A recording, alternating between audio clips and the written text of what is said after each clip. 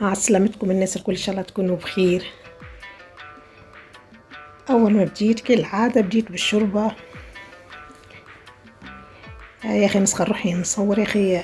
في الاخر فقط بها لي طابت الشوربه ورميت الطرف الصفارس،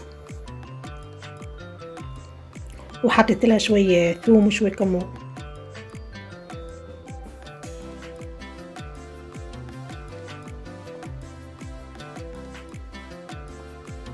الشوربه كالعاده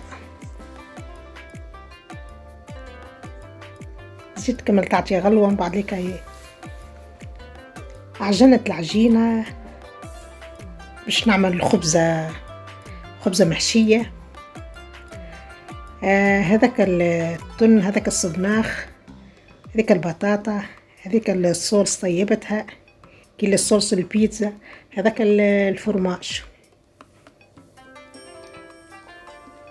وعجنت العجينة، حطيت 250 جرام فرينة. تشوفوا فيها خمرت، صبيت لها معناها شوي ماء وشوي خميرة وملح بالطبيعة وزيت زيتونة.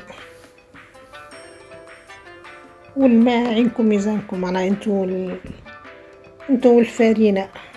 اما فرينة تشرب اما فرينة ما تشربش. وحطيتها في الطبق وقعدت هكاكا نعمل فيها بالفرشيط، نقبتها هكاكا بالفرشيط. وتويقة حطيت عليها هاك الصوص اللي طيبتها. الصوص اللي طيبتها معناها حليت عملت الطماطم وحطيت لها معناها شوي زيت والطماطم وشوي ملح وشوي زعتر. هذا اللي عملته فيه، شوي فلفل اكحل شوي.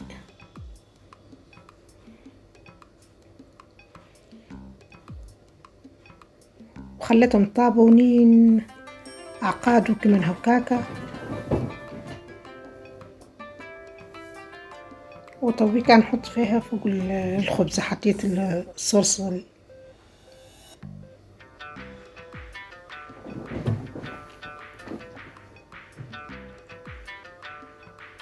نعمله هكاكا بالفرشة.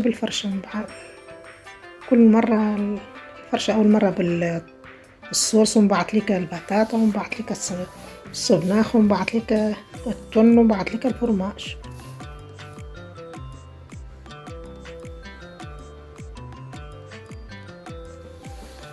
والبطاطا تصمت راهي مسموطة.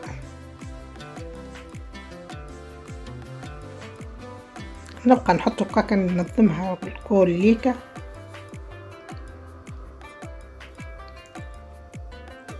سايي من البطاطا او باش نحط الصبناخ. وجدت بنينة ما تصوروش كيفاش، والله كما نحكي لكم نودكم وما نشهيكم، والله ما نسخالة تجي باش تجي كمان هيك.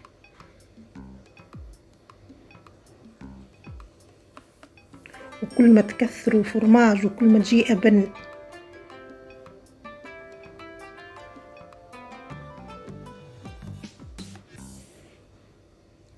وتويك حاب باش نحط فرشة التن كما تشوفوا. سايي حطيت التن، وتوا نكملوا الفرماج.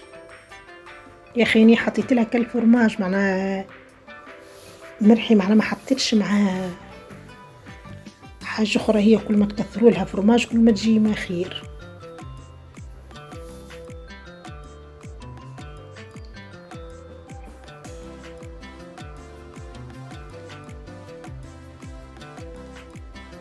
وبعد ما نكمل نصب الفرماج، نكمل بقية العجينة نحلها بالقلقال، ونكمل نحطها فوق الفرماج. وتشوفوا فيها سايي كملت حطيتها الفرشة الثانية. وبعد ليك عملت الفصل الأصفر متاع العظم هذيك، سبت شوية حليب وخلطتها في بعضها وبندهن فيها من الفوق باش تعطي هاك الكولير الدوري.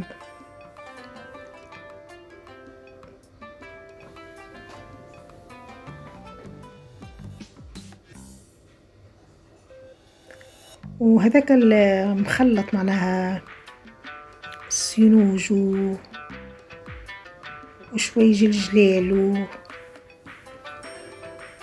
الآخر متاع الخبز نسيت بس اسمه هو كروية في بالي هكا. هما 3 مخلطين، 3 أنواع. وهذه كعبة الحوت زاد حتى هي فوحتها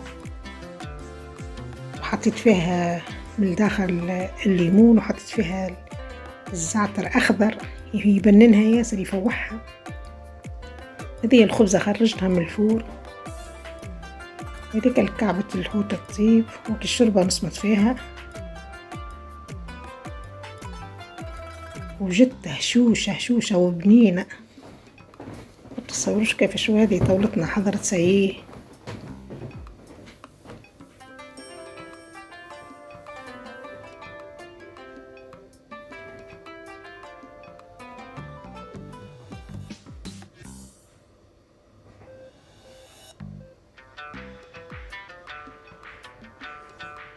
هذيك قصيتها حبيت نوريها لكم من الداخل كيفاش، شوفوها كيفاش